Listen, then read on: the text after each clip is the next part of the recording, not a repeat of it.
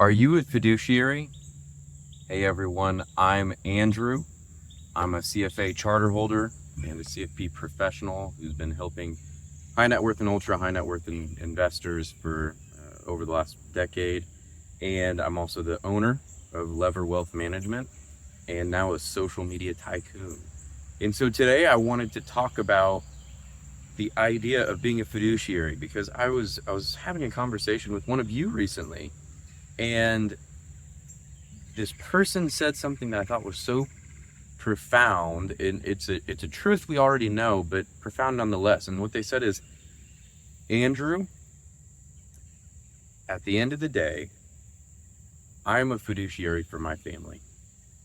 And whether I use you or not, that doesn't revoke my fiduciary duty.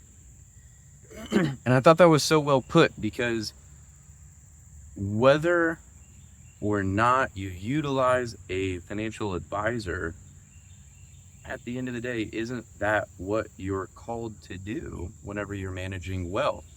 And so I wanted to take just a couple minutes and talk about what is a fiduciary, and then how do you manage that? So what is a fiduciary? It's somebody who is a trusted contact who has to act in your best interest. And part of the reason I am a fee-only planner is because I'm required to act in a fiduciary capacity all the time. It's really convenient to be a fiduciary when it's convenient for yourself. When being a fiduciary is most needed is when it's not convenient for yourself.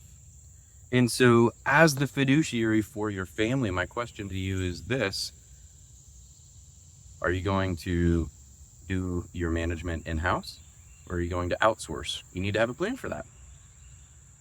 If you decide to do it in-house, what's your continuity plan? What happens if something happens to you? Most of the time, one spouse cares about the finances at a deeper level than the other spouse. That's not wrong. That's just life, and that's, marriage and partnership. And so, what's your continuity plan if something happens to you? Do they have everything listed out? Do they know where the assets are? Do they have passwords? Do they know the contacts? Do they know who the accountant is, who the estate planning attorney is? So if you're doing it in-house, do you have a continuity plan? Do you have that taken care of? If you're going to outsource, what are the criteria that you care about for outsourcing? Are they a fiduciary all the time? Are they fee only? What's their investment expertise? Do they have expertise with your particular set of problems? Because I'm not the financial advisor for everyone. I've dealt with a very particular set of clients, and I've gotten thousands of reps with that, but I'm not the guy if, you've worked 35 years for the Navy and you need in-depth understanding of that pension and all that stuff. I haven't had 10,000 reps doing that. I could figure it out, but I may not be the guy for that. So if you're outsourcing, what are your criteria that you're going to evaluate someone on? Some people are very active with their investing styles. Some people are very passive with their investing styles. And neither of those are inherently right nor wrong. Some of it goes back to, what is your conviction about these things? So in addition, what I would say is, how are you going to manage the manager if you're going to outsource this? I almost think about it the same as whenever I did some rental properties. Nobody cares about the property as much as you do, because at the end of the day, it's your money that's on the line, and you can try to align incentives so that the other party cares. However, it's still your property, right?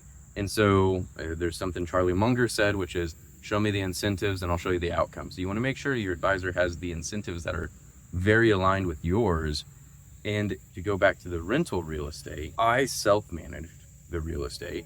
I cared more, but I also made more mistakes because I was knowledgeable enough to be dangerous, but not knowledgeable enough to know where my own gaps were in my knowledge, right? And it goes back to know thyself. I probably didn't know thyself as well as I thought I did. And so if you're going to outsource, make sure it's somebody who has an expertise in your specific situation. There's nothing wrong with keeping it in-house. You just have to treat it like a business. What's my rebalancing structure? When am I tax loss harvesting? How often am I updating my plan? When am I doing the Monte Carlo analysis? Am I going to stress test it when the market goes down? All of those things, you don't necessarily have to outsource if you have the expertise, if you have the experience, if you have the wherewithal to be disciplined with it. But you have to treat it like a business.